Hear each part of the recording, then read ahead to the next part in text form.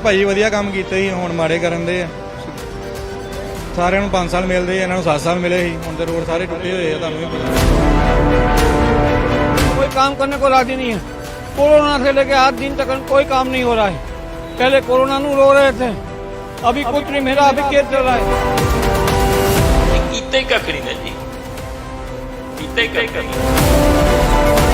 ਚਾਹੇ ਪਾਰਲੀਮੈਂਟ ਦੇ ਅੰਦਰ ਲੜਨਾ ਪਿਆ, ਚਾਹੇ ਬਾਹਰ ਲੜਨਾ ਪਿਆ, ਚਾਹੇ ਧਰਨਾ ਲਾਉਣਾ। ਅੱਜ ਵੀ ਤੁਸੀਂ ਮੇਰੇ ਆ ਟੈਸਟ ਜਿਹੜੇ ਆ ਨਾ ਗਲੇ ਦੇ, ਇਹ ਸਾਰੇ ਖਰਾਬ ਹੋ ਗਏ। ਮੇਰੀ ਆਵਾਜ਼ 'ਚ ਭਾਰਾਪਣ ਆ ਗਿਆ। ਕਿਉਂ? ਅੰਦਰ ਲਗਾਤਾਰ 3-3 ਘੰਟੇ ਸਾਨੂੰ ਨਾਅਰੇਬਾਜ਼ੀ ਕਰਨੀ ਪੈਂਦੀ ਜਦੋਂ ਮਣੀਪੁਰ ਦੀ ਘਟਨਾ ਵਾਪਰ ਜਾਂਦੀ ਹੈ, ਜਦੋਂ ਅਡਾਨੀ ਦਾ ਮੁੱਦਾ ਆ ਜਾਂਦਾ, ਜਦੋਂ ਰਫੇਲ ਦਾ ਮੁੱਦਾ ਆਉਂਦਾ, ਜਦੋਂ ਸਰਕਾਰ ਸਾਡੀ ਗੱਲ ਨਹੀਂ ਸੁਣਦੀ। ਲਗਾਤਾਰ ਸਾਨੂੰ 4-4 ਘੰਟੇ ਉੱਥੇ ਨਾਅਰੇਬਾਜ਼ੀ ਕਰਾਉਂਦੇ। ਕਿਹਦੇ ਲਈ ਲੜਦੇ? ਪਬਲਿਕਲੀ, ਪਬਲਿਕ ਦੇ ਮੁੱਦਿਆਂ ਵਾਸਤੇ। ਮੇਨ ਬੱਚੇ ਫਸ ਗਏ ਸਾਡੇ ਡਾਕਟਰ, ਕੋਈ ਮੂੰਹ ਨਹੀਂ ਸੀ ਕਰਦਾ। ਮੇਰੇ ਪਰਿਵਾਰ ਨੂੰ ਨਹੀਂ ਸੀ ਪਤਾ ਕਿ ਮੈਂ ਕਿੱਥੇ ਜਾ ਰਿਹਾ। ਮੈਨੂੰ ਚੇਤਾ ਜਦੋਂ ਮੈਂ ਚੜਿਆ, ਸਾਰਾ ਟੱਬਰ ਪਾਗਲ ਹੋ ਗਿਆ। ਅਸੀਂ ਗੱਲ ਕਰਾਂਗੇ ਲੋਕ ਸਭਾ ਸੀਟ ਅੰਮ੍ਰਿਤਸਰ ਦੀ। ਤਾਂ ਅੰਮ੍ਰਿਤਸਰ ਜਿੱਥੇ ਗੁਰੂ ਨਗਰੀ ਹੈ, ਉਸ ਦੇ ਨਾਲ ਭਾਰਤ ਪਾਕਿਸਤਾਨ ਸਰਹੱਦ ਦੇ ਨਾਲ ਲੱਗਦਾ ਜ਼ਿਲ੍ਹਾ ਵੀ ਹੈ। ਇਸ ਕਰਕੇ ਦੇਸ਼ ਦੀਆਂ ਬਾਕੀ ਲੋਕ ਸਭਾ ਸੀਟਾਂ ਦੇ ਨਾਲੋਂ ਇਸ ਲੋਕ ਸਭਾ ਸੀਟ ਦੇ ਮੁੱਦੇ ਤੇ ਸਮੱਸਿਆਵਾਂ ਬਿਲਕੁਲ ਵੱਖਰੀਆਂ ਨੇ। ਤਾਂ ਜੇਕਰ ਮੌਜੂਦਾ ਲੋਕ ਸਭਾ ਮੈਂਬਰ ਦੀ ਗੱਲ ਕੀਤੀ ਜਾਵੇ ਤਾਂ 2019 ਦੇ ਵਿੱਚ ਅੰਮ੍ਰਿਤਸਰ ਦੀ ਜਨਤਾ ਨੇ ਗੁਰਜੀਤ ਸਿੰਘ ਔਜਲਾ ਨੂੰ ਲੋਕ ਸਭਾ ਦੇ ਵਿੱਚ ਭੇਜਿਆ ਸੀ। ਪਰ ਕੀ ਗੁਰਜੀਤ ਸਿੰਘ ਔਜਲਾ ਅੰਮ੍ਰਿਤਸਰ ਦੇ ਲੋਕਾਂ ਦੀ ਆਵਾਜ਼ ਬਣੇ? ਕਿ ਉਹਨਾਂ ਨੇ ਲੋਕ ਸਭਾ ਦੇ ਵਿੱਚ ਅੰਮ੍ਰਿਤਸਰ ਦੇ ਮੁੱਦੇ ਜਿਸ ਤਰੀਕੇ ਦੇ ਨਾਲ ਰੱਖਣੇ ਚਾਹੀਦੇ ਸੀ ਉਸ ਤਰੀਕੇ ਦੇ ਨਾਲ ਰੱਖੇ? ਤਾਂ ਇਸ ਪ੍ਰੋਗਰਾਮ ਦੇ ਵਿੱਚ ਅਸੀਂ ਗੁਰਜੀਤ ਸਿੰਘ ਔਜਲਾ ਦੇ ਨਾਲ ਅੰਮ੍ਰਿਤਸਰ ਦੀ ਜਨਤਾ ਤੇ ਵਿਰੋਧੀ ਧਿਰਾਂ ਦੇ ਨਾਲ ਗੱਲਬਾਤ ਕਰਕੇ ਇਹ ਜਾਣਨ ਦੀ ਕੋਸ਼ਿਸ਼ ਕਰਾਂਗੇ ਕਿ ਆਖਿਰਕਾਰ ਜਿਹੜਾ 5 ਸਾਲਾਂ ਦਾ ਕਾਰਜਕਾਲ ਸੀ ਲੋਕ ਸਭਾ ਮੈਂਬਰ ਦਾ, ਉਹ ਕਿਸ ਤਰੀਕੇ ਦੇ ਨਾਲ ਰਿਹਾ, ਵਿਰੋਧੀ ਉਸ ਨੂੰ ਕਿਸ ਤਰ੍ਹਾਂ ਦੇਖਦੇ ਨੇ ਔਰ ਅੰਮ੍ਰਿਤਸਰ ਦੀ ਜਨਤਾ ਉਸ ਨੂੰ ਕਿਸ ਤਰੀਕੇ ਦੇ ਨਾਲ ਦੇਖਦੀ ਹੈ। ਤਾਂ ਆਓ ਗੱਲਬਾਤ ਕਰਦੇ ਹਾਂ ਔਰ ਜਾਣਨ ਦੀ ਕੋਸ਼ਿਸ਼ ਕਰਦੇ ਹਾਂ ਕਿ ਅੰਮ੍ਰਿਤਸਰ ਲੋਕ ਸਭਾ ਸੀਟ ਦੇ ਮੌਜੂਦਾ ਮੈਂਬਰ ਨੇ ਪਿਛਲੇ 5 ਸਾਲਾਂ ਦੇ ਵਿੱਚ ਕੀ ਕਾਰਗੁਜ਼ਾਰੀ ਉਹਨਾਂ ਦੀ ਰਹੀ ਔਰ ਕਿਹੜੇ ਐਸੇ ਮੁੱਦੇ ਸੀ ਜਿਹੜੇ ਉਹਨਾਂ ਨੇ ਲੋਕ ਸਭਾ ਦੇ ਵਿੱਚ ਰੱਖੇ। ਤਾਂ ਗੱਲ ਕਰਕੇ ਜਾਣਨ ਦੀ ਕੋਸ਼ਿਸ਼ ਕਰਦੇ ਹਾਂ।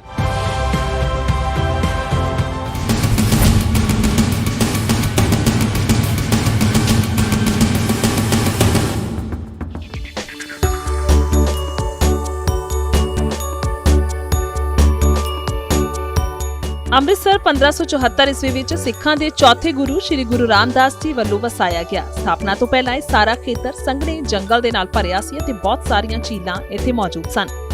ਸ਼ਹਿਰ ਦੀ ਸ਼ੁਰੂਆਤ ਕਰਨ ਦੇ ਲਈ ਗੁਰੂ ਜੀ ਨੇ ਪੱਟੀ ਅਤੇ ਕਸੂਰ ਤੋਂ ਵੱਖਰੇ ਖੇਤਰਾਂ ਦੇ 52 ਵਪਾਰੀਆਂ ਨੂੰ ਬੁਲਾਇਆ। ਇਹਨਾਂ ਪਰਿਵਾਰਾਂ ਨੇ ਸ਼ਹਿਰ ਦੇ ਵਿੱਚ 32 ਦੁਕਾਨਾਂ ਸ਼ੁਰੂ ਕੀਤੀਆਂ। ਗੁਰੂ ਜੀ ਖੁਦ ਇਹਨਾਂ ਪਰਿਵਾਰਾਂ ਦੇ ਨਾਲ ਆ ਕੇ ਰਹਿਣ ਲੱਗੇ ਤੇ ਇਸ ਨੂੰ ਰਾਮਦਾਸਪੁਰ ਆਖਿਆ ਜਾਣ ਲੱਗਾ, ਜਿਸ ਦਾ ਜ਼ਿਕਰ ਸ੍ਰੀ ਗੁਰੂ ਗ੍ਰੰਥ ਸਾਹਿਬ ਦੇ ਵਿੱਚ ਵੀ ਸੁਸ਼ੋਭਿਤ ਹੈ। ਅੰਮ੍ਰਿਤਸਰ ਦਾ ਨਾਂ ਅੰਮ੍ਰਿਤ ਸਰੋਵਰ ਤੋਂ ਪਿਆ, ਜਿਸ ਦੀ ਉਸਾਰੀ ਸ੍ਰੀ ਗੁਰੂ ਰਾਮਦਾਸ ਜੀ ਨੇ ਸ਼ੁਰੂ ਕੀਤੀ ਸੀ, ਜਿਸ ਦੀ ਸੰਪੰਨਤਾ 5ਵੇਂ ਗੁਰੂ ਸ੍ਰੀ ਗੁਰੂ ਅਰਜਨ ਦੇਵ ਜੀ ਨੇ ਕੀਤੀ ਅਤੇ ਸ੍ਰੀ ਹਰਮੰਦਰ ਸਾਹਿਬ ਨੂੰ ਬਿਲਕੁਲ ਕੇਂਦਰ ਦੇ ਵਿੱਚ ਬਣਾਇਆ। ਉਸ ਤੋਂ ਬਾਅਦ ਜਦੋਂ ਸ੍ਰੀ ਗੁਰੂ ਅਰਜਨ ਦੇਵ ਜੀ ਨੇ ਸ੍ਰੀ ਗੁਰੂ ਗ੍ਰੰਥ ਸਾਹਿਬ ਜੀ ਦੀ ਸੰਪੂਰਨਤਾ ਕੀਤੀ ਤਾਂ ਗੁਰੂ ਗ੍ਰੰਥ ਸਾਹਿਬ ਜੀ ਦਾ ਪ੍ਰਕਾਸ਼ ਸ੍ਰੀ ਹਰਮੰਦਰ ਸਾਹਿਬ ਦੇ ਵਿੱਚ ਕਰ ਦਿੱਤਾ ਗਿਆ। ਬਾਬਾ ਬੁੱਢਾ ਸਾਹਿਬ ਜੀ ਨੂੰ ਪਹਿਲੇ ਗ੍ਰੰਥੀ ਦੇ ਵਜੋਂ ਨਿਯੁਕਤ ਕੀਤਾ ਗਿਆ। ਮਹਾਰਾਜਾ ਰਣਜੀਤ ਸਿੰਘ ਤੋਂ ਪਹਿਲਾਂ ਬਾਹਰਲਾ ਅੰਮ੍ਰਿਤਸਰ ਭੰਗੀ ਮਿਸਲ ਦੇ ਅਧੀਨ ਰਿਹਾ, ਜਿਸ ਨੇ ਗੋਬਿੰਦਗੜ੍ਹ ਕਿਲਾ ਬਣਵਾਇਆ। ਉਹਨਾਂ ਨੂੰ ਮਹਾਰਾਜਾ ਰਣਜੀਤ ਸਿੰਘ ਦੇ ਵੱਲੋਂ ਆਪਣੇ ਰਾਜ ਦੀ ਸ਼ੁਰੂਆਤ ਦੇ ਵਿੱਚ ਕੁਚਲ ਦਿੱਤਾ ਗਿਆ ਸੀ। ਹਾਲਾਂਕਿ ਭਾਰਤ ਅਤੇ ਅੰਗਰੇਜ਼ਾਂ ਦੇ ਖਾਸ ਰਿਸ਼ਤਿਆਂ ਦੀ ਖਾਸ ਉਦਾਹਰਨ ਖਾਲਸਾ ਕਾਲਜ ਹੈ, ਜਿਹੜੀ ਕਿ ਚੀਲ ਮੰਡੀ ਦੇ ਵਾਸੀ ਰਾਮ ਸਿੰਘ ਦੇ ਵੱਲੋਂ ਬਣਾਈ ਗਈ ਸੀ। ਹੁਣ ਜਾਣਦੇ ਹਾਂ ਸਿਆਸੀ ਤੌਰ ਤੇ ਅੰਮ੍ਰਿਤਸਰ ਦੇ ਕੀ ਸਮੀਕਰਨ ਨੇ। ਅੰਮ੍ਰਿਤਸਰ ਲੋਕ ਸਭਾ ਸੀਟ ਦੇ ਵਿੱਚ ਆਉਂਦੇ ਵਿਧਾਨ ਸਭਾ ਹਲਕੇ ਨੇ ਅਜਨਾਲਾ, ਰਾਜਾ ਸਾਂਸੀ, ਮਜੀਠਾ, ਅੰਮ੍ਰਿਤਸਰ ਉੱਤਰੀ, ਅੰਮ੍ਰਿਤਸਰ ਪੱਛਮੀ, ਅੰਮ੍ਰਿਤਸਰ ਕੇਂਦਰੀ, ਅੰਮ੍ਰਿਤਸਰ ਪੂਰਬੀ, ਅੰਮ੍ਰਿਤਸਰ ਦੱਖਣੀ, ਅਟਾਰੀ, ਐਸੀ। ਯਾਨੀ ਕਿ ਅੰਮ੍ਰਿਤਸਰ ਦੀਆਂ ਕੁੱਲ 9 ਸੀਟਾਂ ਦੇ ਵਿੱਚੋਂ 7 ਤੇ ਇਸ ਵੇਲੇ ਆਮ ਆਦਮੀ ਪਾਰਟੀ ਦਾ ਕਬਜ਼ਾ ਹੈ ਅਤੇ 2 ਤੇ ਕਾਂਗਰਸ ਅਤੇ ਅਕਾਲੀ ਦਲ ਦਾ ਕਬਜ਼ਾ ਹੈ। ਮਜੀਠਾ ਤੋਂ ਬਿਕਰਮ ਮਜੀਠੀਆ ਦੀ ਪਤਨੀ ਗਨੀਤ ਕੌਰ ਮਜੀਠੀਆ ਤੇ ਰਾਜਾ ਸਾਂਸੀ ਤੋਂ ਕਾਂਗਰਸ ਵਿਧਾਇਕ ਸੁਖਵਿੰਦਰ ਸਿੰਘ ਸਰਕਾਰੀਆ ਨੇ। ਤਾਂ ਅੰਮ੍ਰਿਤਸਰ ਲੋਕ ਸਭਾ ਸੀਟ 'ਚ ਕੁੱਲ ਵੋਟਰਾਂ ਦੀ ਗਿਣਤੀ 28,14,413 ਹੈ। ਹੁਣ ਜਾਣਦੇ ਹਾਂ ਕਦੋਂ ਕਿਹੜਾ ਉਮੀਦਵਾਰ ਜੇਤੂ ਰਿਹਾ ਹੈ। ਸਨ 1952, 1957 ਤੇ 1962 ਦੇ ਵਿੱਚ ਗੁਰਮੁਖ ਸਿੰਘ ਮੁਸਾਫਿਰ ਕਾਂਗਰਸ ਤੋਂ ਜੇਤੂ ਰਹੇ। ਸਨ 1967 ਦੇ ਵਿੱਚ ਯੋਗਿਆ ਦੱਤ ਸ਼ਰਮਾ ਨੇ ਭਾਰਤੀ ਜਨ ਸੰਘ ਤੋਂ ਜਿੱਤ ਹਾਸਲ ਕੀਤੀ ਤਾਂ 1971 ਦੇ ਵਿੱਚ ਦੁਰਗਾ ਦਾਸ ਭਾਟੀਆ ਨੇ ਕਾਂਗਰਸ ਤੋਂ ਜਿੱਤ ਹਾਸਲ ਕੀਤੀ। ਉੱਥੇ 1972 ਦੇ ਵਿੱਚ ਰਘੁਨੰਦਨ ਲਾਲ ਭਾਟੀਆ ਨੇ ਕਾਂਗਰਸ ਤੋਂ ਜਿੱਤ ਹਾਸਲ ਕੀਤੀ ਤਾਂ 1977 ਦੇ ਵਿੱਚ ਬਲਦੇਵ ਪ੍ਰਕਾਸ਼ ਜਨਤਾ ਪਾਰਟੀ ਤੋਂ ਜੇਤੂ ਰਹੇ। ਉੱਥੇ 1980 ਤੇ 1984 ਦੇ ਵਿੱਚ ਰਘੁਨੰਦਨ ਲਾਲ ਭਾਟੀਆ ਫਿਰ ਤੋਂ ਕਾਂਗਰਸ ਤੋਂ ਜੇਤੂ ਰਹੇ ਤੇ 1999 ਦੇ ਵਿੱਚ ਕਿਰਪਾਲ ਸਿੰਘ ਨੇ ਆਜ਼ਾਦ ਤੌਰ ਤੇ ਇਹ ਚੋਣ ਜਿੱਤੀ ਤਾਂ ਫਿਰ 1991 ਅਤੇ 1996 ਦੇ ਵਿੱਚ ਰਘੁਨੰਦਨ ਲਾਲ ਭਾਟੀਆ ਨੇ ਕਾਂਗਰਸ ਤੋਂ ਜਿੱਤ ਹਾਸਲ ਕੀਤੀ। 1998 ਦੇ ਵਿੱਚ ਭਾਰਤੀ ਜਨਤਾ ਪਾਰਟੀ ਦੇ ਦਇਆ ਸਿੰਘ ਸੋਢੀ ਨੇ ਇਹ ਸੀਟ ਹਾਸਲ ਕੀਤੀ।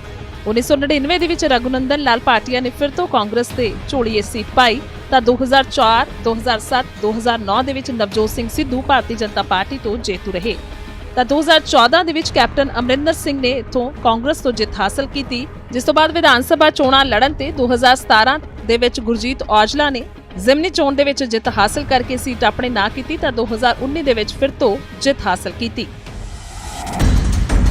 ਹੁਣ ਜਾਣਦੇ ਹਾਂ 2019 ਦੇ ਵਿੱਚ ਚੋਣ ਨਤੀਜੇ ਕੀ ਸਨ। ਗੁਰਜੀਤ ਸਿੰਘ ਔਜਲਾ ਨੂੰ 4,45,032 ਵੋਟਾਂ ਪਈਆਂ। ਹਰਦੀਪ ਸਿੰਘ ਪੁਰੀ ਭਾਰਤੀ ਜਨਤਾ ਪਾਰਟੀ ਤੋਂ 3,45,406 ਵੋਟਾਂ ਦੇ ਨਾਲ ਦੂਜੇ ਨੰਬਰ ਤੇ ਰਹੇ। ਕੁਲਦੀਪ ਸਿੰਘ ਧਾਲੀਵਾਲ ਨੇ ਆਮ ਆਦਮੀ ਪਾਰਟੀ ਤੋਂ 20,087 ਵੋਟਾਂ ਹਾਸਲ ਕੀਤੀਆਂ ਤਾਂ ਦਸਵਿੰਦਰ ਕੌਰ ਨੇ CPI ਤੋਂ 16,335 ਵੋਟਾਂ। ਉੱਥੇ ਹੀ ਨੋਟਾ ਦੇ ਹਿੱਸੇ 8,763 ਵੋਟਾਂ ਆਈਆਂ। ਹੁਣ ਜਾਣਦੇ ਹਾਂ ਲੋਕਾਂ ਦਾ ਕੀ ਕਹਿਣਾ ਹੈ ਮੌਜੂਦਾ ਮੈਂਬਰ ਪਾਰਲੀਮੈਂਟ ਬਾਰੇ।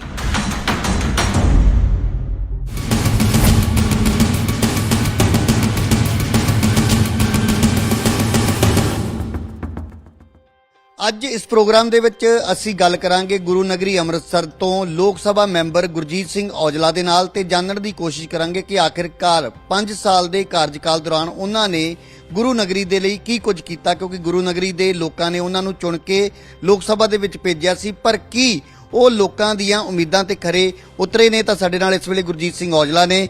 ਔਜਲਾ ਸਾਹਿਬ, ਸਭ ਤੋਂ ਪਹਿਲਾਂ ਸਿੱਧਾ ਸਵਾਲ ਇਹੀ ਕਿ 5 ਸਾਲ ਤੁਹਾਨੂੰ ਲੋਕਾਂ ਨੇ ਦਿੱਤੇ, ਹਾਲਾਂਕਿ ਤੁਹਾਨੂੰ 2 ਸਾਲ ਪਹਿਲਾਂ ਵੀ ਮਿਲੇ ਸੀ, ਤਾਂ ਇਹਨਾਂ 7 ਸਾਲਾਂ ਦੇ ਕਾਰਜਕਾਲ ਦੌਰਾਨ ਤੁਸੀਂ ਅੰਮ੍ਰਿਤਸਰ ਦੇ ਲੋਕਾਂ ਦੀ ਕਿੰਨੀ ਕੁ ਆਵਾਜ਼ ਜਾਂ ਲੋਕਾਂ ਦੇ ਲਈ ਜਿਹੜੇ ਕੰਮ ਕਰਨ ਵਾਲੇ ਸੀ ਉਹ ਕਿਸ ਹੱਦ ਤੱਕ ਤੁਸੀਂ ਪੂਰੇ ਕੀਤੇ? ਪਹਿਲਾਂ ਤੁਹਾਡਾ ਬਹੁਤ ਬਹੁਤ ਸ਼ੁਕਰੀਆ ਕਿ ਤੁਸੀਂ ਰਾਜੀਵ ਜੀ ਆਏ ਔਰ ਆਪਾਂ ਇਹਦੇ ਤੇ ਗੱਲਬਾਤ ਕਰਨ ਦਾ ਮੌਕਾ ਦਿੱਤਾ। ਨਿਊਜ਼ 18 ਦਾ ਬਹੁਤ ਬਹੁਤ ਸ਼ੁਕਰੀਆ। ਮੈਂ ਗੱਲ ਕਹਿਣੀ ਚਾਹੁੰਦਾ ਕਿ ਆਪਣੇ ਕੋਲ ਟਾਈਮ ਕਿੰਨਾ ਕਿ, ਕਿਉਂਕਿ ਕੰਮ ਟਾਈਮ ਖੁੱਲਾ, ਤੁਸੀਂ ਦੱਸੋ। ਚਲੋ ਸ਼ੁਕਰੀਆ ਇਸ ਗੱਲ ਦਾ, ਕਿਉਂਕਿ ਦੇਖੋ ਮੇਰਾ 5 ਸਾਲ ਦਾ ਟੈਨਿਓਰ ਜਿਹੜਾ 19 ਤੋਂ ਬਾਅਦ ਦੀ ਗੱਲ ਕਰੋ, 2 ਸਾਲ ਦਾ ਪਿਛਲਾ ਵੀ ਆ ਉਹ ਵੀ ਹੈਗਾ ਹੈ, ਪਰ ਜਿਹੜਾ 19 ਤੋਂ ਬਾਅਦ ਜਿਹੜਾ ਟੈਨਿਓਰ ਸੀ ਉਹਦੇ ਵਿੱਚ ਜਿਹੜਾ ਪਹਿਲਾ ਸਾਲ ਸੀ ਉਹ ਅਸੀਂ ਪਾਰਲੀਮੈਂਟ ਦੇ ਵਿੱਚ ਜਿਹੜੇ ਮੁੱਦੇ ਸੀ ਉਹ ਰੱਖੇ ਜਦੋਂ ਚੁਣ ਕੇ ਗਏ ਆ, ਔਰ ਅਗਲੇ ਸਾਲ ਜਿਹੜਾ 20 ਸੀ ਉਦੋਂ ਕਰੋਨਾ ਆ ਗਿਆ। ਕਰੋਨਾ ਦੇ ਵਿੱਚ ਲੋਕ ਸੇਵਾ ਜਿਹੜੀ ਸੀ ਅਸੀਂ ਹਸਪਤਾਲਾਂ ਦੇ ਵਿੱਚ ਆਪ ਜਾ ਕੇ ਇੱਥੋਂ ਤੱਕ ਕਿਹੜੀਆਂ ਕਰੋਨਾ ਵਾਰਡ ਸੀ ਉਹਦੇ ਅੰਦਰ ਵੀ ਕਿੱਟ ਪਾ ਕੇ ਜਦੋਂ ਕੋਈ ਬੰਦਾ ਜਾਂਦਾ ਨਹੀਂ ਸੀ ਉਹਦੇ ਤੱਕ ਜਾ ਕੇ ਅਪਰੋਚ ਕੀਤੀ, ਲੰਗਰ ਸੇਵਾ ਜੋ ਹੋ ਸਕਦਾ ਸੀ ਉਹਦੇ ਤੋਂ ਕੀਤਾ। ਕਰੋਨਾ ਦੇ ਨਾਲ ਹੀ ਕਿਸਾਨੀ ਸੰਘਰਸ਼ ਆ ਗਿਆ। ਲਗਾਤਾਰ 1 ਸਾਲ ਕਿਸਾਨ ਮਜ਼ਦੂਰ ਦੇ ਹੱਕ ਔਰ ਅਰਬਨ ਲੋਕਾਂ ਦੇ ਜਿਹੜਾ ਬਿੱਲ ਇੱਕ ਸੀ, ਜਿਹੜਾ ਅਮੈਂਡਮੈਂਟ ਐਕਟ ਸੀ ਜ਼ਰੂਰੀ ਵਸਤਾਂ ਤੇ, ਉਹਦੇ ਵਿੱਚ ਜਿਹੜਾ ਸੀ ਸਾਡਾ 1 ਸਾਲ ਧਰਨਾ ਉਹ ਬਿੱਲ ਵਾਪਸ ਕਰਾਉਣ ਵਾਸਤੇ ਲਗਾਤਾਰ ਐਜ ਏ ਮੈਂਬਰ ਪਾਰਲੀਮੈਂਟ ਉੱਥੇ ਸ਼ੁਰੂ ਕੀਤਾ। ਬਾਅਦ ਸਾਡੇ ਮੈਂਬਰ ਪਾਰਲੀਮੈਂਟ ਬਾਕੀ ਵੀ ਸਾਰੇ ਜੁਆਇਨ ਕੀਤੇ ਔਰ ਸੜਕ ਦੇ ਉੱਤੇ ਆਪ ਖੁਦ ਸੌਂਦੇ ਰਹੇ।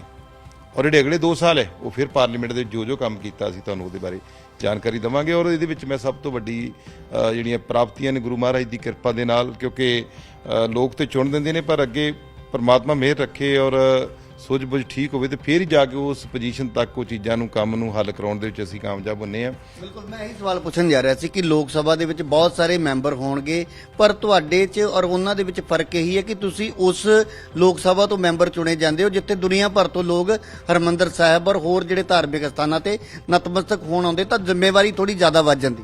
ਬਿਲਕੁਲ, ਮੈਂ ਇੱਕ ਆਪਣੀ ਅਪੀਅਰੈਂਸ ਵੀ ਇਹ ਦਿੱਤੀ ਹੈ ਕਿ ਮੈਂ ਝੂਠ ਤੇ ਬਹੁਤ ਜ਼ਿਆਦਾ ਬਲੀਵ ਨਹੀਂ ਕਰਦਾ। ਮੇਰੇ ਕੋਲ ਜਿਹੜਾ ਕੋਈ ਕੰਮ ਧੰਦੇ ਵੀ ਆਵੇ ਮੈਂ ਹਮੇਸ਼ਾ ਹੀ ਉਹਦੇ ਨਾਲ ਉਹ ਗੱਲ ਕੀਤੀ ਹੈ ਜਿਹੜੀ ਹੋ ਸਕਦੀ ਹੈ, ਕਦੀ ਇਹੋ ਜੀ ਗੱਲ ਉਹਨੂੰ ਤੇਰ ਮੇਰ ਵਾਲੀ ਜਾਂ ਕੋਈ ਫਿਰਕੇ ਵਾਲੀ ਗੱਲ ਨਹੀਂ ਕੀਤੀ। ਸੋ ਇਸ ਚੀਜ਼ ਨੂੰ ਮੈਂ ਧਿਆਨ 'ਚ ਰੱਖਦਾ ਕਿ ਗੁਰੂਆਂ ਦੀ ਨਗਰੀ ਹੈ ਔਰ ਇਹਦਾ ਜਿਹੜਾ ਮੈਂਬਰ ਪਾਰਲੀਮੈਂਟ ਹੋਣਾ ਸਾਡੇ ਮੇਰੇ ਲਈ ਬਹੁਤ ਮਾਣ ਦੀ ਗੱਲ ਹੈ, ਤੇ ਜਿਹੜੀ ਉਹਦੀ ਅਪੀਅਰੈਂਸ ਹੈ ਉਹ ਵੀ ਇਹੀ ਹੋਣੀ ਚਾਹੀਦੀ ਹੈ। ਸਾਰਿਆਂ ਨੂੰ ਨਾਲ ਲੈ ਕੇ ਚੱਲਣਾ, ਪਿਆਰ ਮੁਹੱਬਤ ਦੇ ਨਾਲ ਰਹਿਣਾ, ਹਰ ਇੱਕ ਮੁੱਦੇ ਨੂੰ ਉਠਾਉਣਾ, ਹਰ ਇੱਕ ਵਰਗ ਦਾ, ਹਰ ਇੱਕ ਧਰਮ ਦਾ, ਹਰ ਇੱਕ ਸਮਾਜ ਦਾ ਖਿਆਲ ਰੱਖਣਾ, ਇਹ ਮੇਰੀ ਜ਼ਿੰਮੇਵਾਰੀ ਹੈ ਔਰ ਮੈਂ ਕੋਸ਼ਿਸ਼ ਕਰਕੇ ਆਪਣੇ ਤਰੀਕੇ ਨਾਲ ਉਹਨੂੰ ਨਿਭਾਉਣ ਦੀ ਕੋਸ਼ਿਸ਼ ਕੀਤੀ ਹੈ। ਔਰ ਇਸ ਸਮੇਂ ਦਾ ਜਿਹੜਾ ਸਭ ਤੋਂ ਵੱਡਾ ਤੁਹਾਡਾ ਐਕਸਪ੍ਰੈਸ ਹਾਈਵੇ ਆ ਰਿਹਾ, ਜਿਹੜਾ ਵੱਡਾ ਪ੍ਰੋਜੈਕਟ ਅੰਮ੍ਰਿਤਸਰ ਗੁਰੂ ਨਗਰੀ ਨੂੰ ਮਿਲਿਆ, ਔਰ ਉਹ ਲੋਕਾਂ ਦੇ ਸਹਿਯੋਗ ਨਾਲ ਔਰ ਪ੍ਰਮਾਤਮਾ ਦੀ ਮਿਹਰ ਸਦਕਾ ਆਪਾਂ ਲਿਆਉਣ ਤੱਕ ਕਾਮਯਾਬ ਹੋਏ ਆ। ਔਰ ਇਹਦੇ ਲਈ ਵੀ ਤੁਹਾਨੂੰ ਲੜਾਈ ਲੜਨੀ ਹੈ। ਬੜੀ ਵੱਡੀ ਲੜਾਈ, ਔਰ ਕਰੋਨਾ ਦੇ ਸਮੇਂ 'ਚ ਆਪਾਂ ਲੜੀ ਆ। ਇਹ ਵੀ ਨਹੀਂ ਕਿ ਉਦੋਂ ਦੇ ਵੀ ਬਹੁਤ ਵੱਡਾ ਖੁੱਲਾ ਸੀ, ਕੱਲੇ ਗੱਡੀਆਂ ਸਫ਼ਰ ਕਰਦੇ ਸਾਂ, ਕੱਲੇ ਗੱਡੀ ਚਲਾ ਕੇ ਜਾਂਦੇ ਸਾਂ, ਧਰਨਾ ਵੀ ਦੇਣਾ ਸੀ, 7 ਬੰਦਿਆਂ ਤੋਂ ਬਾਅਦ ਧਰਨਾ ਨਹੀਂ ਸੀ ਦੇ ਸਕਦੇ। ਸੋ 1 ਮਹੀਨਾ ਉਹ ਸੰਘਰਸ਼ ਮੈਨੂੰ ਕਰਨਾ ਪਿਆ ਲਗਾਤਾਰ।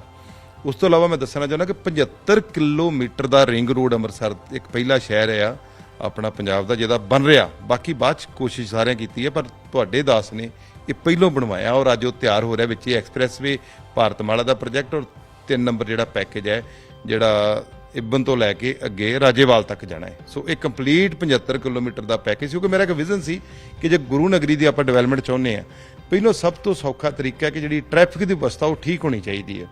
ਅਸੀਂ ਬਾਰਡਰ ਡਿਸਟ੍ਰਿਕਟ ਤੇ ਬੈਠੇ ਹਾਂ, ਸਾਡੀ ਹਮੇਸ਼ਾ ਮੰਗ ਰਹੀ ਹੈ ਕਿ ਬਾਰਡਰ ਖੁੱਲ੍ਹਣੇ ਚਾਹੀਦੇ ਆ, ਤੇ ਜੇ ਬਾਰਡਰ ਖੁੱਲ੍ਹਣੇ ਚਾਹੀਦੇ ਤੇ ਹਾਈਵੇ ਵੱਡੇ ਸਾਨੂੰ ਚਾਹੀਦੇ ਆ। ਸੋ ਇਸ ਕਰਕੇ ਇਹਦੇ ਉੱਤੇ ਮੈਂ ਕੰਮ ਕਰਨ ਨੂੰ ਤਰਜੀਹ ਦਿੱਤੀ। ਅੱਜ ਉਹ ਤਕਰੀਬਨ ਪ੍ਰੋਜੈਕਟ ਜਿਹੜਾ 50-60% ਕੰਪਲੀਟ ਹੋ ਗਿਆ। ਜੇ ਕਰੋਨਾ ਨਾ ਆਉਂਦਾ ਤੇ ਅੱਜ ਤੱਕ ਉਹ ਸਾਰਾ ਪ੍ਰੋਜੈਕਟ ਜਿਹੜਾ ਸੀ ਉਹ ਕੰਪਲੀਟ ਹੋਣਾ ਹੈ। ਔਰ ਜਿਹੜੇ ਵੀ ਇਲਾਕੇ ਦੀ ਤਰੱਕੀ ਹੁੰਦੀ ਹੈ, 3 ਚੀਜ਼ਾਂ ਮੁੱਖ ਨੇ ਉਹਦੀਆਂ, ਖਾਸ ਕਰਕੇ ਕਿ ਉਹਦੇ ਆਉਣ ਜਾਣ ਦੇ ਸਾਧਨ ਕੰਪਲੀਟ ਹੋਣੇ ਚਾਹੀਦੇ, by rail, by road, by air. ਔਰ ਮੈਂ ਤਿੰਨਾਂ ਦੇ ਬਾਖੂਬੀ ਕੰਮ ਕੀਤਾ ਹੈ। ਏਅਰਪੋਰਟ ਤੇ ਇੰਟਰਨੈਸ਼ਨਲ ਫਲਾਈਟਾਂ ਤੁਸੀਂ ਆਪ ਚੈੱਕ ਕਰਕੇ ਵੇਖ ਲਓ, ਜਿਸ ਦਿਨ ਦਾ ਮੈਂ ਆਇਆ ਤੇ ਉਸ ਤੋਂ ਬਾਅਦ ਦੀ ਇੰਟਰਨੈਸ਼ਨਲ ਫਲਾਈਟਾਂ ਦੇਖ ਲਓ। ਔਰ ਉਸ ਤੋਂ ਬਾਅਦ ਡੋਮੈਸਟਿਕ ਫਲਾਈਟ ਦੇ ਵਿੱਚ ਸਭ ਤੋਂ ਵੱਧ ਪਟਨਾ ਸਾਹਿਬ, ਹਜੂਰ ਸਾਹਿਬ ਦੀ ਫਲਾਈਟ ਚਲਾਉਣ ਦਾ ਮੌਕਾ ਮਿਲਿਆ। ਹੁਣ ਉਹ ਹਜੂਰ ਸਾਹਿਬ ਦੀ ਏਅਰ ਇੰਡੀਆ ਪ੍ਰਾਈਵੇਟ ਹੋਣ ਕਰਕੇ ਬੰਦ ਹੋਈ ਹੈ, ਪਰ ਹੁਣ ਉਹ ਫਿਰ ਅਸੀਂ ਇਹ ਪ੍ਰਾਈਵੇਟ ਏਅਰਲਾਈਨ ਨਾਲ 2-3 ਨਾਲ ਗੱਲਬਾਤ ਕੀਤੀ ਹੈ, ਸ਼ਾਇਦ ਉਹ ਜਲਦੀ ਹਜੂਰ ਸਾਹਿਬ ਦੀ ਵੀ ਫਿਰ ਦੁਬਾਰਾ ਤੋਂ ਸ਼ੁਰੂ ਹੋ ਜੂਗੀ। ਫਿਰ ਇਸੇ ਤਰੀਕੇ ਨਾਲ ਰੇਲਵੇ ਤੇ ਕੰਮ ਕੀਤਾ। ਰੇਲਵੇ ਦੇ ਜਿੱਥੇ ਪਲੇਟਫਾਰਮ ਵਧਾਏ, ਉਹਦੇ ਨਾਲ ਜਿਹੜਾ ਮੇਰਾ ਮੰਨਣਾ ਸੀ ਕਿ ਜਿਹੜਾ ਮਾਲ ਦਾ ਸਟੇਸ਼ਨ ਹੈ ਉਹ ਪਿੱਛੇ ਹੋਣਾ ਚਾਹੀਦਾ। ਸੋ ਅੱਜ ਇੱਕ ਜਿਹੜਾ ਮਾਨਾ ਵਾਲਾ ਆ, ਉੱਥੇ ਇੱਕ ਮਾਲਬਾਗ ਸਟੇਸ਼ਨ ਜਿਹੜਾ ਆ ਉੱਥੇ ਬਣ ਜਾ ਰਿਹਾ। ਮੈਂ ਚਾਹੁੰਦਾ ਗੱਡੀਆਂ ਸਾਰੀਆਂ ਸ਼ਹਿਰ ਲੰਘ ਕੇ ਨਾ ਜਾਣ, ਔਰ ਉਹਦੇ ਨਾਲ ਦੀ ਨਾਲ ਸ਼ਹਿਰ ਦੀ ਵਿਵਸਥਾ ਠੀਕ ਰੱਖਣ ਵਾਸਤੇ ਪੁਲ ਜਿਹੜੇ ਹੋਣਾ ਬੜਾ ਜ਼ਰੂਰੀ ਸੀ। ਰੇਲਵੇ ਦੇ ਓਵਰਬ੍ਰਿਜ ਬਣਾਏ, ਬੱਲੇ ਵਾਲਾ ਬ੍ਰਿਜ, 22 ਨੰਬਰ ਫਾਟਕ, ਭੰਡਾਰੀ ਪੁਲ ਵਾਲਾ, ਜਿਹੜੇ ਕਿ ਰੇਲਵੇ ਦੇ ਅੰਡਰ ਸਾਰੇ ਆਉਂਦੇ ਨੇ। ਫਿਰ ਅੰਡਰਪਾਸ ਸਭ ਤੋਂ ਵੱਡਾ ਜ਼ਰੂਰੀ ਸੀ, ਜੌੜਾ ਫਾਟਕ ਦਾ ਅੰਡਰਪਾਸ, ਕਿਉਂਕਿ ਉਹ ਕੱਟ ਜਾਂਦੇ ਸੀ ਲੋਕ, ਉਧਰਲਾ ਏਰੀਆ ਬਹੁਤ ਪਛੜਿਆ ਰਹਿ ਗਿਆ ਸੀ। ਉਹ ਅੰਡਰਪਾਸ ਬਣਾਇਆ। ਫਿਰ ਤਰਨਤਾਰਨ ਸਾਹਿਬ ਰੋਡ ਉੱਤੋਂ ਚਾਹੇ ਫਲਾਈਓਵਰ ਮੇਰੇ ਤੋਂ ਪਹਿਲਾਂ ਦਾ ਪਾਸ ਹੋਇਆ ਸੀ, ਕੰਪਲੀਟ ਮੇਰੇ ਹੁੰਦਿਆਂ ਹੋਇਆ, ਪਰ ਅੰਡਰਪਾਸ ਤੁਹਾਡੇ ਦਾਸ ਨੇ ਉੱਥੇ ਤਰਨਤਾਰਨ ਸਾਹਿਬ ਦੇ ਜਿਹੜਾ ਆਬਾਦੀ ਹੈ ਕੋਟਮੇਲ ਸਿੰਘ ਤੋਂ ਅਗਲੇ ਬੰਨੇ ਉਹਨੂੰ ਜੋੜਨ ਵਾਲਾ ਉਹ ਬਣਵਾਇਆ। ਸੋ ਉਹਦੇ ਨਾਲ ਰੇਲਵੇ ਦੀਆਂ ਟ੍ਰੇਨਸ ਜਿਹੜੀਆਂ ਨੇ ਉਹਨਾਂ ਦੇ ਜਿਹੜੇ ਡੱਬਿਆਂ ਦੀ ਮਾੜੀ ਹਾਲਤ ਆ ਜਾਂ ਜਿਹੜੀ ਉਹਨਾਂ ਸਫਾਈ ਵਿਵਸਥਾ ਮਾੜੀ ਆ, ਉਹਦੇ ਤੇ ਬਾਰ-ਬਾਰ ਸਰਕਾਰ ਨੂੰ ਚੇਤੇ ਕਰਾਉਂਦੇ ਰਹੇ ਕਿ ਇਹਨਾਂ ਦੇ ਏਸੀ ਡੱਬੇ ਵਧਾਓ, ਜਿਹੜੇ ਸਫਾਈ ਵਿਵਸਥਾ ਉਹ ਠੀਕ ਕਰੋ। ਔਰ ਹੁਣ ਵੰਦੇ ਭਾਰਤ ਜਿਹੜੀ ਟ੍ਰੇਨ ਆ ਉਹਦੀ ਮੇਰੀ ਕੋਸ਼ਿਸ਼ ਹੈ ਬੜੇ ਪਿਛਲੇ ਸਾਲ ਤੋਂ ਲੱਗੇ ਕਿ ਇੱਕ ਵੰਦੇ ਭਾਰਤ ਟ੍ਰੇਨ ਜਿਹੜੀ ਹੈ ਉਹ ਅੰਮ੍ਰਿਤਸਰ ਤੋਂ ਵੀ ਚੱਲਣੀ ਚਾਹੀਦੀ। ਔਰ ਨਵਾਂ ਸਟੇਸ਼ਨ ਪਾਰਲੀਮੈਂਟ ਦੇ ਵਿੱਚ ਕਿਹਾ ਸੀ ਮਿਨਿਸਟਰ ਸਾਹਿਬ ਨੇ ਕਿ ਅਸੀਂ ਦੇ ਰਹੇ ਹਾਂ 260 ਕਰੋੜ ਰੁਪਈਆ ਅੰਮ੍ਰਿਤਸਰ ਦੇ ਨਵੇਂ ਸਟੇਸ਼ਨ ਨੂੰ, ਪਰ ਡਿਜ਼ਾਈਨ 'ਚ ਇੱਕ ਨੁਕਸ ਆ ਗਿਆ ਸੀ ਜਿਹਨੂੰ ਮੈਂ ਅਪੋਜ਼ ਕੀਤਾ, ਕਿਉਂਕਿ ਉਹ ਜਿਹੜਾ ਨੁਕਸ ਸੀ ਉਹ ਸਾਡੀਆਂ ਧਾਰਮਿਕ ਭਾਵਨਾਵਾਂ ਨੂੰ ਠੇਸ ਪਹੁੰਚਾਉਂਦਾ ਸੀ। ਸੋ ਉਹਨਾਂ ਨੇ ਉਹ ਮੇਰੀ ਗੱਲ ਮੰਨੀ ਔਰ ਡਿਜ਼ਾਈਨ ਦੁਬਾਰਾ ਚੇਂਜ ਹੋਣ ਕਰਕੇ ਉਹ ਜਿਹੜਾ ਸਾਡਾ ਸਟੇਸ਼ਨ ਨਹੀਂ ਅਨਾਉਂਸ ਹੋਇਆ, ਉਹ ਮੇਰਾ ਖਿਆਲ ਹੁਣ ਜਲਦੀ ਉਹਨੂੰ ਵੀ ਅਨਾਉਂਸ ਕਰ ਦੇਣਗੇ ਔਰ ਵਰਲਡ ਕਲਾਸ ਦਾ ਸਟੇਸ਼ਨ ਅੰਮ੍ਰਿਤਸਰ ਦਾ ਵੀ ਬਣ ਜਾ ਰਿਹਾ। ਅੱਜ ਅੰਮ੍ਰਿਤਸਰ ਤੋਂ ਲੈ ਕੇ ਰਮਦਾਸ ਤੱਕ 4 ਲੇਨਿੰਗ ਜਿਹੜੀ ਹੈ ਪਾਸ ਕਰਾ ਕੇ, ਬਕਾਇਦਾ ਬਾਈਪਾਸ ਜਿਹੜੇ ਆ ਕਸਬਿਆਂ ਦੇ ਦੁਆਲੇ, ਜਨਾਲੇ ਦੇ ਦੁਆਲੇ, ਗੱਗੋਮਾਲ ਦੇ, ਇੱਦਾਂ ਕਸਬਿਆਂ ਦੇ ਦੁਆਲੇ ਬਾਈਪਾਸ ਕਰਾ ਕੇ ਤਾਂ ਕਿ ਲੋਕ ਈਜ਼ੀਲੀ ਮੂਵ ਕਰਨ।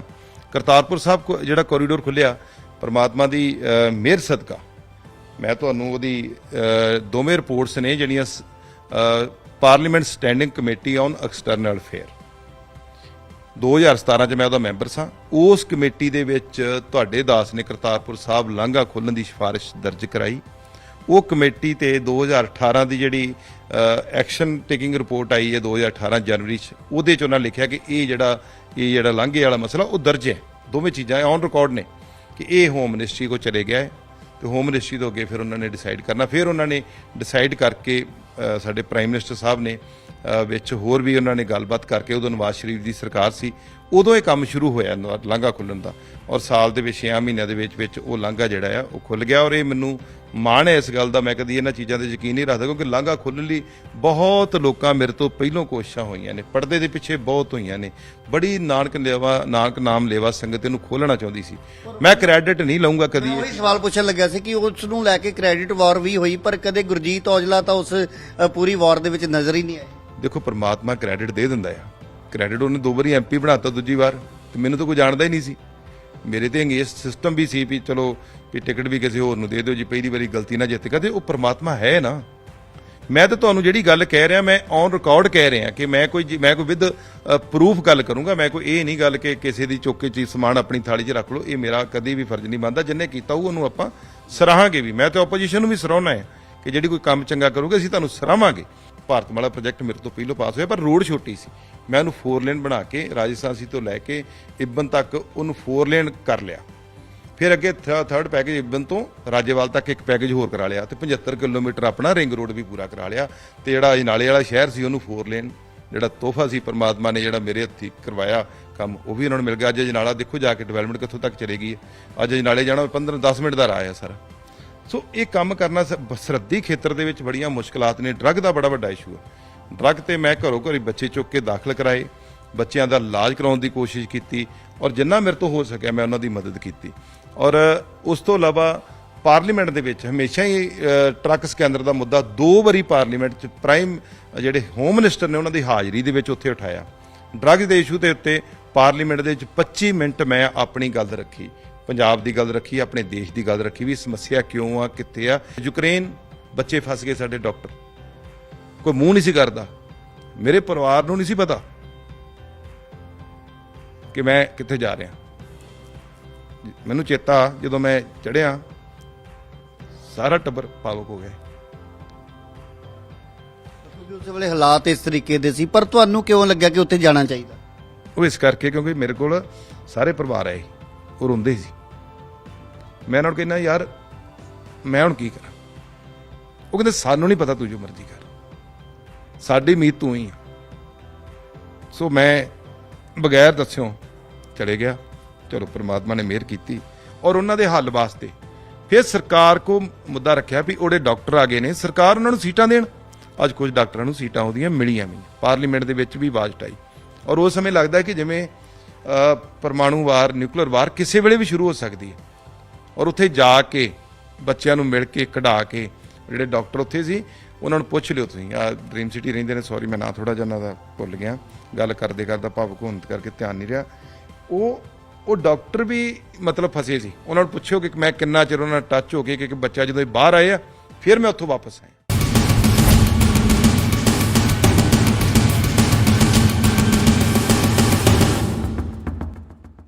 सत्त साल ਇਹਨਾਂ ਨੂੰ ਮਿਲੇ ਆ। 7 ਸਾਲਾਂ ਦੇ ਵਿੱਚ ਕੋਈ ਐਡਾ ਵਧੀਆ ਕੰਮ ਕਰਨ ਦਾ ਉਹਨਾਂ ਨੂੰ ਮੌਕਾ ਨਹੀਂ ਲੱਗਾ ਜਾਂ ਤੇ ਉਹਦੇ ਵਿੱਚ ਹੁਣ ਜਿਹੜੇ ਹਾਲਾਤ ਇਹੋ ਜਿਹੇ ਬਣੇ ਹੋਏ ਆ ਸ਼ਹਿਰ ਦੇ ਵਿੱਚ, ਪੁੱਟਾ ਪਟਾਈ ਦਾ ਕੰਮ ਬਹੁਤ ਹੋ ਰਿਹਾ ਵਾ। ਐਮਪੀ ਸਾਹਿਬ ਦੇ ਕਾਰਜਕਾਰੀ ਤੇ ਉਹ ਆਪਣਾ ਤੇ ਬੜਾ ਜ਼ੋਰ ਲਾਉਂਦੇ ਨੇ, ਬੜੀਆਂ ਥਾਵਾਂ ਤੇ ਜਾਂਦੇ ਆਉਂਦੇ ਰਹਿੰਦੇ ਨੇ, ਪਰ ਗੱਲ ਹੈ ਵੀ ਸੈਂਟਰ 'ਚ ਸਰਕਾਰ ਹੋਰ ਹੋਣ ਕਰਕੇ ਕੋਈ ਇਹਨਾਂ ਦੇ ਕੰਮ ਕਰ ਕੋਈ ਨਜ਼ਰ ਨਹੀਂ ਆਉਂਦੇ।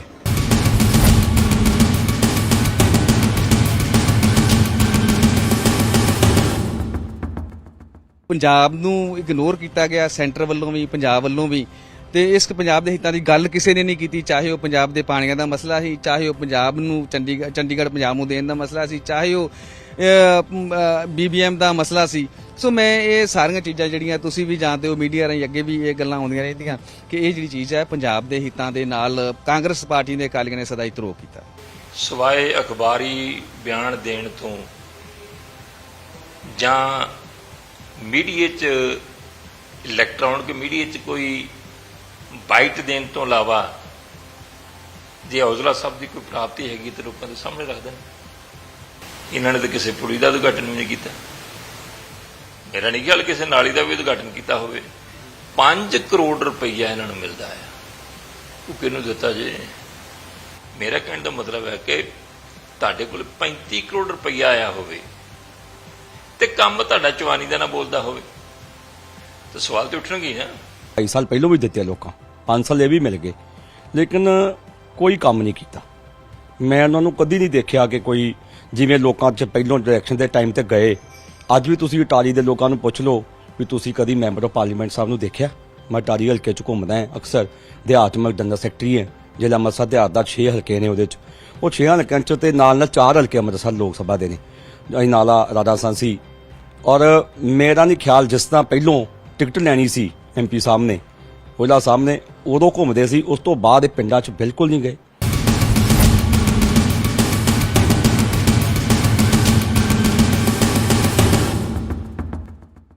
ਤੌਰ ਤੇ ਲੋਕਾਂ ਦੇ ਵਿੱਚ ਧਾਰਨਾ ਹੈ ਕਿ ਜਿਹੜੀ ਸਰਕਾਰ ਕੇਂਦਰ ਦੇ ਵਿੱਚ ਹੋਵੇ, ਜੇਕਰ ਉਹਦਾ ਲੋਕ ਸਭਾ ਮੈਂਬਰ ਹੈ ਤਾਂ ਉਹਦੇ ਕੰਮ ਜਲਦੀ ਹੁੰਦੇ ਆ। ਕੀ ਇਸ ਕੰਮ ਦੇ ਵਿੱਚ ਕਦੇ ਤੁਹਾਨੂੰ ਕੋਈ ਦਿੱਕਤ ਆਈ, ਕੋਈ ਪਰੇਸ਼ਾਨੀ, ਜਾਂ ਤੁਸੀਂ ਜਿਹੜੇ ਉੱਥੇ ਮਿਨਿਸਟਰ ਜਾਂ ਹੋਰ ਜਿਹੜੇ ਉੱਪਰ ਜਿਹੜੇ ਵਿਭਾਗਾਂ ਦੇ ਨਾਲ ਸੰਬੰਧਿਤ ਲੋਕ ਨੇ ਉਹਨਾਂ ਨਾਲ ਜਦੋਂ ਮਿਲਦੇ ਤਾਂ ਕਦੀ ਕੋਈ ਵਿਤਕਰਾ ਜਾਂ ਗੁਰੂ ਨਗਰੀ ਦੇ ਲਈ ਕਦੀ ਕਿਸੇ ਨੇ ਕੰਮ ਤੋਂ ਕੋਈ ਨਾ ਕੀਤੀ? ਦੇਖੋ, ਜਿੱਥੋਂ ਤੱਕ ਗੁਰੂ ਨਗਰੀ ਦਾ ਸਵਾਲ ਹੈ, ਮੈਂ ਜਿਹਦੇ ਕੋਲ ਗਿਆ ਮੈਨੂੰ ਕਦੀ ਕੋਈ ਤਕਲੀਫ ਨਹੀਂ ਹੋਈ। ਹਾਂ ਠੀਕ ਹੈ, ਮਾੜਾ ਮੋਟਾ ਚੱਲਦਾ ਰਹਿੰਦਾ, ਪਰ ਸਾਰਿਆਂ ਨੇ ਕੰਮ ਕੀਤੇ ਔਰ ਮੈਂ ਹਰ ਇੱਕ ਦੀ ਤਾਰੀਫ ਵੀ ਕੀਤੀ ਹੈ। ਮੈਂ ਕਦੀ, ਜੇ ਹੁਣ ਤੁਸੀਂ ਮੈਨੂੰ ਕਿਹਾ ਨਾ ਕਿ ਜ਼ਿੰਮੇਵਾਰ ਇਸ ਗੁਰੂ ਨਗਰੀ ਦਾ, ਔਰ ਮੇਰੀ ਕੋਸ਼ਿਸ਼ ਹੈ ਕਿ ਅਪੀਅਰੈਂਸ ਉਹ ਜੀ ਹੋਣੀ ਚਾਹੀਦੀ ਹੈ। ਇਹ ਨਹੀਂ ਗੱਲ ਮੈਂ ਕੰਮ ਉੱਥੋਂ ਕਰਾ ਕੇ ਤੇ ਇੱਥੇ ਆ ਕੇ ਝੂਠ ਮਾਰੀ ਜਾਵਾਂ ਕਿ ਮੇਰਾ ਕੰਮ ਨਹੀਂ ਕੀਤਾ ਜੀ, ਇਹ ਮੈਂ ਕਰਾ ਲਿਆ। ਜਿੱਦਾਂ ਕਿ ਆਮ ਜਿਹੜੀ ਟ੍ਰੈਡੀਸ਼ਨਲ ਪੋਲਿਟਿਕਸ ਦੇ ਵਿੱਚ ਇਹੀ ਚੱਲਦਾ ਕਿ ਕੰਮ ਕਰਨ ਵਾਲੇ ਦਾ ਤੁਸੀਂ ਜ਼ਿਕਰ ਨਹੀਂ ਕਰਦੇ, ਜਦ ਕਿ ਇਹ ਹੋਣਾ ਚਾਹੀਦਾ। ਜਦੋਂ ਆਪਾਂ ਇੱਕ ਸੋਸਾਇਟੀ ਨੂੰ ਨਵੀਂ ਸੇਧ ਦੇਣੀ ਹੈ ਜਾਂ ਇੱਕ ਆਉਣ ਵਾਲੀ ਜਨਰੇਸ਼ਨ ਨੂੰ ਦੱਸਣਾ ਕਿ ਤੁਸੀਂ ਕਿਵੇਂ ਮੂਵ ਕਰਨਾ ਹੈ, ਤੇ ਸੱਚ ਪਹਿਲੋਂ ਆਪ ਬੋਲਣਾ ਪੈਣਾ ਹੈ, ਫਿਰ ਉਹ ਬੱਚੇ ਵੀ ਸਾਡੇ ਸੱਚ ਬੋਲਣਗੇ। ਬਾਲਾ ਸਾਹਿਬ, ਜਿੱਥੇ ਗੁਰੂ ਨਗਰੀ ਦੇ ਤੁਸੀਂ ਲੋਕ ਸਭਾ ਮੈਂਬਰ ਹੋ, ਉਸ ਚੀਜ਼ ਦਾ ਮਾਣ ਵੀ ਹੈ, ਪਰ ਦੂਜੇ ਪਾਸੇ ਭਾਰਤ ਪਾਕਿਸਤਾਨ ਦੀ ਸਰਹੱਦ ਵੀ ਸਾਡੇ ਨਾਲ ਲੱਗਦੀ ਹੈ। ਉਹ ਸਰਹੱਦੀ ਇਲਾਕਾ ਹੋਣ ਕਰਕੇ ਉੱਥੋਂ ਦੀਆਂ ਸਮੱਸਿਆਵਾਂ ਦੇਸ਼ ਨਾਲੋਂ ਵੱਖਰੀਆਂ ਨੇ। ਉਹਨਾਂ ਨੂੰ ਲੈ ਕੇ ਕੋਈ ਐਸਾ ਖਾਸ ਕੰਮ ਕੀਤਾ ਹੋਵੇ, ਜਾਂ ਫਿਰ ਭਾਰਤ ਪਾਕਿਸਤਾਨ ਵਪਾਰ ਨੂੰ ਲੈ ਕੇ ਕੁੱਲੀਆਂ ਦੀ ਇੱਕ ਬਹੁਤ ਵੱਡੀ ਮੰਗ ਸੀ, ਉਹਦੇ ਬਾਰੇ ਹੁਣ ਤੱਕ ਆਪਣੀ ਆਵਾਜ਼ ਕਿੱਥੋਂ ਤੱਕ ਪਹੁੰਚਾਉਂਦੇ ਰਹੇ? ਕੁੱਲੀਆਂ ਨੂੰ ਅਸੀਂ ਨੰਬਰ ਦਵਾਏ ਜਿਹੜੇ ਬੈਲੈਂਸ ਰਹਿ ਗਏ ਸੀ, ਜਿਹੜੇ ਪੁਰਾਣੇ ਬੜੇ ਚਿਰ ਦੇ ਲਟਕਦੇ ਸੀ। ਸੋ ਭਾਰਤ ਪਾਕਿਸਤਾਨ ਬਾਰਡਰ ਖੋਲ੍ਹਣ ਦੀ ਮੰਗ ਹਮੇਸ਼ਾ ਰਹੀ ਹੈ। ਜਿਹੜੇ ਐਕਸਪ੍ਰੈਸ ਵੇ ਲੈ ਕੇ ਆਏ ਆ, ਜਿਹੜੇ ਰਿੰਗ ਰੋਡ ਬਣ ਰਹੇ ਆ, ਇਹਨੂੰ ਸਾਰੀਆਂ ਚੀਜ਼ਾਂ ਨੂੰ ਧਿਆਨ 'ਚ ਰੱਖ ਕੇ ਬਣਾਏ ਆ। ਪਹਿਲੋਂ ਨਾ ਕਿਸੇ ਨੇ ਇਹਨਾਂ ਚੀਜ਼ਾਂ 'ਤੇ ਧਿਆਨ ਦਿੱਤਾ, ਕਿਉਂਕਿ ਮੈਂ ਚਾਹੁੰਦਾ ਹਾਂ ਜਿਹੜੀ ਡਿਵੈਲਪਮੈਂਟ ਹੋਵੇ ਅਗਲੇ 50 ਸਾਲ 60 ਸਾਲ 100 ਸਾਲ ਸਾਨੂੰ ਉਹ ਡਿਵੈਲਪਮੈਂਟ ਦਾ ਲਾਹਾ ਮਿਲਦਾ ਰਹੇ। ਇਹ ਨਹੀਂ ਗੱਲ ਕਿ ਅੱਜ ਕਰ ਗਏ ਆ ਤੇ 10-15 ਸਾਲਾਂ ਬਾਅਦ ਫੇਰ ਆਜੋ ਜੀ, ਇਹ ਹੋਣਾ ਚਾਹੀਦਾ। ਅੱਜ ਜਿਹੜੇ ਅਸੀਂ ਰੋਡ ਬਣਾ ਰਹੇ ਆ, ਜਿਹੜੀ ਅੱਜ ਨਵੀਂ ਡਿਵੈਲਪਮੈਂਟ ਮੇਰੇ ਰਾਹੀਂ ਹੋ ਰਹੀ ਆ, ਉਹ ਆਉਣ ਵਾਲੇ 100 ਸਾਲ ਤੱਕ ਇਸ ਚੀਜ਼ ਦੀ ਗਵਾਹੀ ਭਰੂਗੀ ਕਿ ਕੋਈ ਇਨਸਾਨ ਸੀ ਜਿਹਨੇ ਫਿਊਚਰ ਬਾਰੇ ਸੋਚਿਆ। ਲੋਕ ਇਹ ਵੀ ਬੜੀ ਉਮੀਦ ਕਰਦੇ ਕਿ ਜਿਹੜਾ ਆਗੂ ਅਸੀਂ ਚੁਣ ਕੇ ਭੇਜਿਆ ਉਹ ਸਾਡੇ ਸੁੱਖ ਦੁੱਖ ਦੇ ਵਿੱਚ ਵੀ ਜ਼ਰੂਰ ਸ਼ਾਮਲ ਹੋਵੇ। ਦੇਖੋ, ਮੇਰੇ ਵੱਲੋਂ ਪੂਰੀ ਕੋਸ਼ਿਸ਼ ਹੁੰਦੀ, ਮੈਂ ਜਦੋਂ ਇੱਥੇ ਹੋਵਾਂ ਮੈਂ ਆਪ ਪਹੁੰਚਣਾ ਹੁੰਦਾ। ਮੇਰੀ ਤੁਸੀਂ ਫੇਸਬੁੱਕ ਚੈੱਕ ਕਰ ਲਓ, ਮੈਂ ਨਾ ਹੋਇਆ ਮਾਤਾ ਜੀ ਨੇ ਜ਼ਰੂਰ ਜਾਣਾ ਹੈ। ਮਾਤਾ ਜੀ ਹੁਣ ਦੇਖੋ, ਉਹਨਾਂ ਦੀ ਸਿਹਤ ਦੀ ਪ੍ਰੋਬਲਮ ਹੈ ਲੱਕ ਦੇ ਵਿੱਚ, ਕੋਈ ਨਾ ਤੁਸੀਂ ਦੇਖਿਆ ਹੋਊਗਾ, ਉਹ ਫਿਰ ਵੀ ਜਾਂਦੇ ਨੇ, ਤਕਲੀਫ ਦੇ ਬਾਵਜੂਦ ਪਹੁੰਚਦੇ ਆ। ਉਹ ਨਹੀਂ ਹੈਗੇ, ਛੋਟਾ ਬ੍ਰਦਰ ਹੈਗਾ ਹੈ, ਕਿਉਂਕਿ 9 ਹਲਕਿਆਂ ਦੇ ਲੋਕ ਆਉਂਦੇ ਆ, ਉਹਨਾਂ ਨੂੰ ਵੀ ਇੱਥੇ ਟਾਈਮ, ਉਹਨਾਂ ਸਵੇਰੇ ਆ ਜਾਣਾ, ਉਹਨਾਂ ਨੂੰ ਵੀ ਟਾਈਮ ਦੇਣਾ ਪੈਂਦਾ। ਛੋਟੇ ਬ੍ਰਦਰ ਨੇ ਟਾਈਮ ਵੀ ਦੇਖਣਾ ਹੈ, ਸੁੱਖ ਨੇ, ਔਰ ਫਿਰ ਉੱਥੇ ਜਾਣਾ ਵੀ ਹੈ। ਮਿਸੇਜ ਨੇ, ਉਹ ਵੀ ਕਿਤੇ ਕਿਤੇ ਲੋੜ ਪੈਂਦੀ ਉਹ ਵੀ ਚਲੇ ਜਾਂਦੇ ਨੇ। ਪਰਿਵਾਰ ਦਾ ਕੋਈ ਨਾ ਕੋਈ ਮੈਂਬਰ ਕੋਸ਼ਿਸ਼ ਜ਼ਰੂਰ ਕਰਦਾ ਕਿ ਇਹ ਤੁਸੀਂ ਗੱਲ ਲੋਕਾਂ ਤੋਂ ਪੁੱਛੋ। ਮੈਂ ਤਾਂ ਕਹਿਣਾ ਘੁਮਿਆਰੀ ਨਹੀਂ ਤੇ ਕਹਿਣਾ ਮੈਂ ਠੀਕ ਹੈ, ਮੇਰਾ ਬਰਤਨ ਸਾਰੇ ਠੀਕ ਹੈ। ਇਹ ਗੱਲਾਂ ਲੋਕਾਂ ਤੋਂ ਪੁੱਛੋ ਤੁਸੀਂ।